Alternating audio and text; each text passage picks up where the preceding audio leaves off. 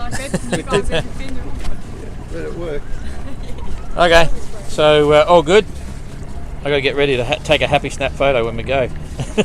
so I think we forgot to wish you a Merry Christmas. Oh, but there was Santa Claus on the boat. Oh yeah, I think he was there somewhere. Anyway, great to see you. Eh? So take care, and we'll see you very soon. But go catch him. I'm going to try my best. Yeah, exactly. To see all of you. It's been a really special Christmas. Well, Yeah. It still is. So. Yeah. What's for Christmas lunch? I opened one of those jars that the French chef gave me. Oh yeah, And, yeah. What's his name? Jean-Louis. Yeah, Jean-Louis. Yeah. Know the story. Very generous. Yeah. A lot of work went into that, but it's good food. So. Okay. All right. So we'll let some lines go, and what we'll do, we'll take the springs off, and then let the bow go first. Just let it fold back. Sure, So probably drift off by the looks of it. yeah. So just disconnect the springs. Leave that one till last. Okay. Yep. I'm just getting ready.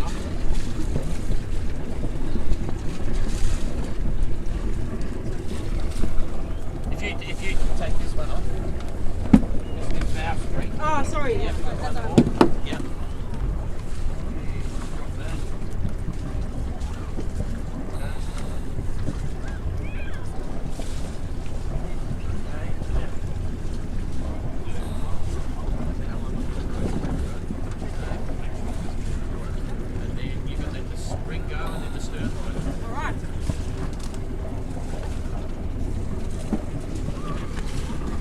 I'll toss this to you when it needs to be tossed.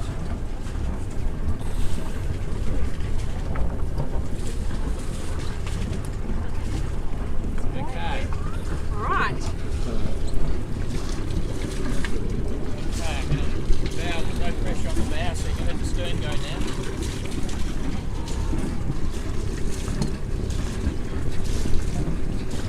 Thanks. Well, you enjoy the rest of your Christmas. You enjoy the rest of yours. Thank Okay, you. your bow line's just forward of the mast, okay? It's not in the water. Okay. Okay. I'm just going to let myself drift away. Yep.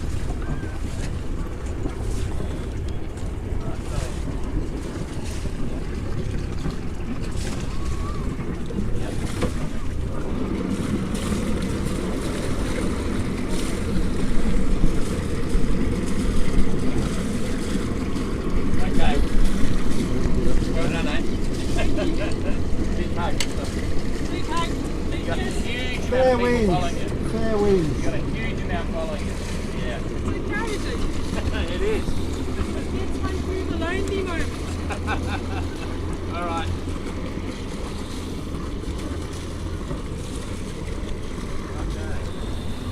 We can come up north.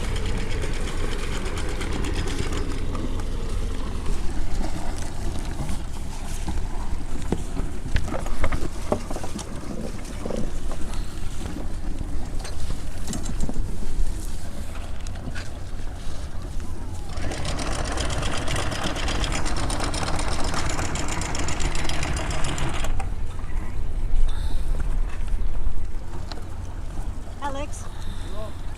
Yep.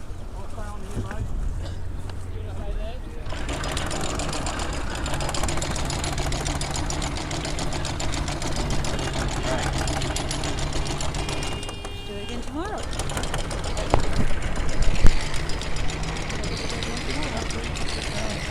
So you're still going live, Tintin? Yeah. Yeah, we just Kirsten's gone. She managed to get up the mast and check everything. The steps are really valuable. It's very interesting. I've done that on cruising boats. In my last big motor sailor, I had them, and having just thought about it, you know, why wouldn't you for the GGR? It makes it very simple. She went up and down pretty easily. Boat's in good nick. She's in good nick. Happy to be here. Happy to get a break as well. You know, she kind of liked that experience. So see Tasmania, which is an amazing place if you ever get a chance to come down here. And now this weather, as you can see, it's changed quite a lot since you arrived. The breeze is now probably only about 10 knots, maybe 10, 12 knots out there. There's still a bit of a little wave, but I think she'll have just enough breeze to get out there and keep sailing, but it is right on the nose, so she's going to have to tack. I'm not sure how long she'll motor for. Anyway, she's been here for nearly just under 2 hours, so she's been across the line. By the time she gets out, she will have been here for 2 hours. Took about half an hour extra for the jobs and so on, but yeah, she's really happy. Anyway, she's just hoisting sail. I think it's a bit. We might be able to chase her up a bit. This could be a boring alert. We're going to try and catch up and maybe see her hoist some sails. We'll be underway in a minute. Jackie's just pulled the anchor up. It looks pretty good. Stainless steel anchor, stainless steel chain. Whoop whoop. So that's cool. And then it's up. It's up now. Yep. Here we go. Okay. Cool. So we'll just be in the hunt. We might be able to catch up to her and see her sails going up. You know. So he's put the pedal to the metal and try and see what's going on, just to see how it's going to play out. So you saw the twin sails that she had out there. You know, wing and wing. When she's normally sailing to windward, the sails, the only sail that she's got on the furling gear. And what it means is when she's like going to windward, she's got to walk the sheet around, and so she has two sheets, one on each clew of the sail, and so both the sails are then folded together like a sandwich, and they just stay on that side, and she can go to windward. So if she's tacking, she's got to walk one sheet around, put it in the Genoa car on the other side, and then walk the other way. You know, she can probably tack it at that and walk the other way around. So there's a bit of a few little hassles, but you don't tack all the time when you're going on ocean voyaging. You know, you might only tack once every day, or you know, maybe don't even tack for 3 or 4 days. So it's still pretty handy. Oh, here she is now. So we're up there. Come up here, Jing Jing. Stand by the mast. So you can see.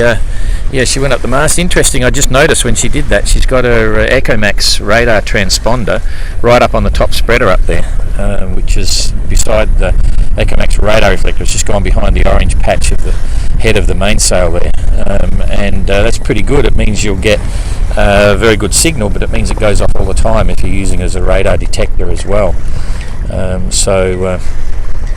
She is getting underway. You can see a few little barnacles on the top sides, but not actually under the waterline. The anti-fouling for her is doing a good job as well. So that's all pretty cool. Come down here. So it's actually turning into a pretty nice night now, and the sun came out a little bit before. So still sorting out sails there. And we're just having a bit of a laugh. She's got a Globe Yacht Club burgee on upside down on the backstay, which was kind of fun as well. They have a lot of things on their mind at the time. And if you didn't see the comment before about the slime on the bow, she's got it on the quarters. That's very common on a lot of yachts, but it's not so common to have it on the bow.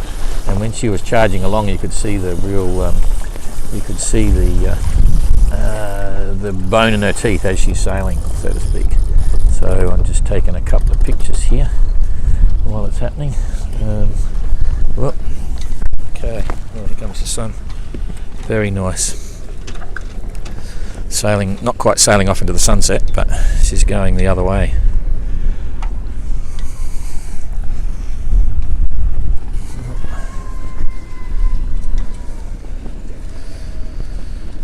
So, bound for Cape Horn, and as we mentioned before, she's been there a long time. Well, people up in the houses up there all giving her a shout.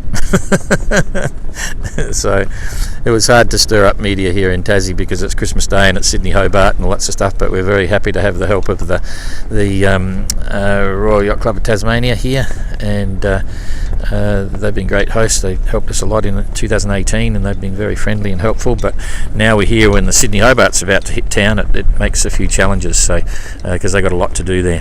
And in fact it starts tomorrow, the Sydney Hobart race.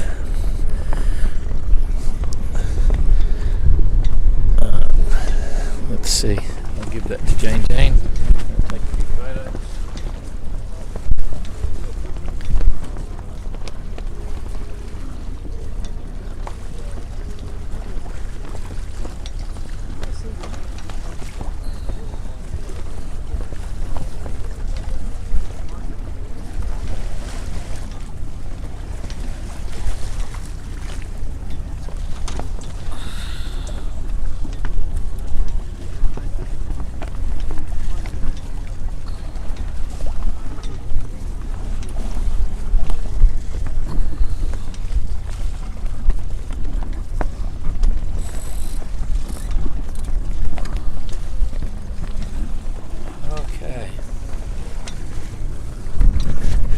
A few people were saying we should have followed Simon out, but we weren't able to do that now, so we are following Kirsten out. It's just an interesting view. It's a really nice night now here. Well, it's not night, but it's the end of the day and the temperature's really mild, so she's looking forward to getting back out there and chasing Simon for sure. It's a real boat race now, and Abelish will, well, I don't know, as I said, I'm sure Abelish will be sailing as fast as he can, and look forward to seeing him tomorrow. I think it'll be tomorrow. I haven't seen the weather for tonight yet. It's been a busy afternoon. So there's the 2 sheets that she's working on now. She keeps a lazy line in them. She's put them together, but doesn't have one. Normally with a head sail, with a clue, if you're a sailor, and most people watching probably are, you've got 2 sheets, port and starboard, and they just stay there and you just tack it around. But with this configuration, you've got 2 sheets and you can only use both of them on one side. So it's a little bit of a complication, but it's easy to manage when you don't have to race around the buoys, where you like Grand Prix racing and things. So and it looks like, yeah, here she is refeeding it around. She's joined them together with 2 single sheets, so that's interesting. So she has got 2 single sheets and she keeps a short one on either side. I'm learning something new all the time. In other words, she's got the sheets that are connected to the clews of the sail are not long enough to go down through the Genoa cars. Okay, and then she's got a port and starboard normal sheet, so she doesn't have to tack them either side. I don't know whether this is making sense to you, but I can see exactly what's going on. Oops, she's got a mooring line, port quarter mooring line hanging in the water.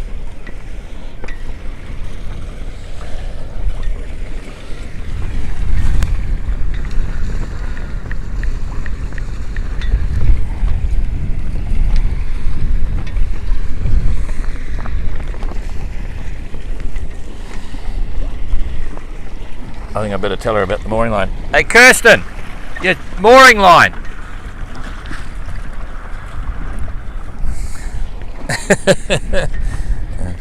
Okay, she's not even outside, so she's inside, so I wasn't even breaching any technical assistance rules, and as long as it's not physical, it's fine. Before everyone starts saying something.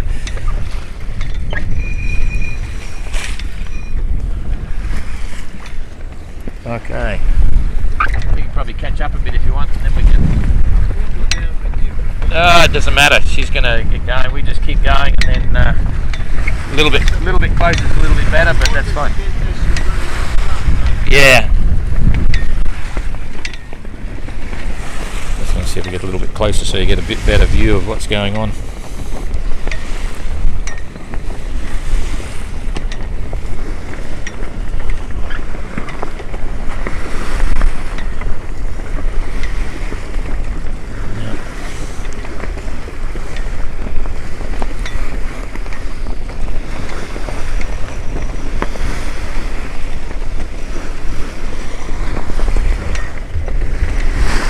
Solid rig. Everything about the boat is solid. The bobstay, it was interesting looking at the bowsprit compared to Elliot, is very solid and bar tight. It's consists mainly of just the compression post of the big timber bowsprit going out. Great massive stainless steel fitting on the very end of the bowsprit.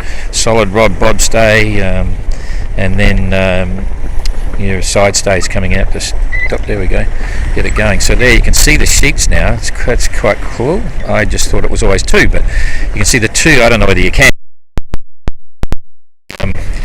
on each of the clews of that sail, and they come down and they're now connected to traditional sheets, you might say. So there's like a strop there, so that's kind of interesting.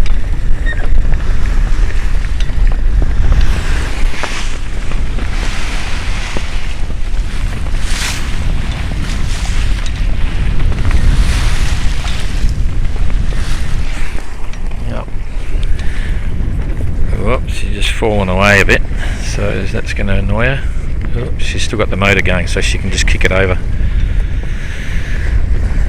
She can just kick it over rather than letting it go crazy. So, yeah. Alright, we might leave her to it. This is very distracting for her now because she's going to be having to work to weather, so she's going to be going right across the Derwent River here to one side and then have to tack back again the other side, and it's going to take a bit of a go. So okay. Yep. Finish. Test the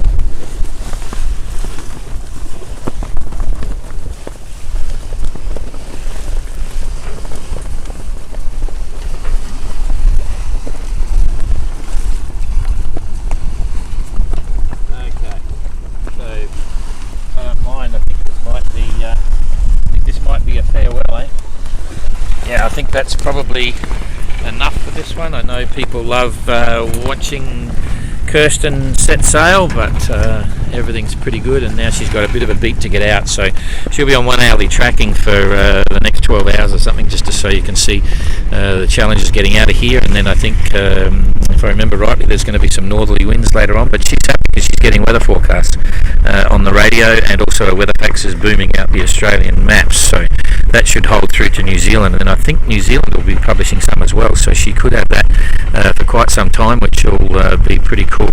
She's very happy for the facts. Okay, so here she is. Oh, I'm going to get some photos.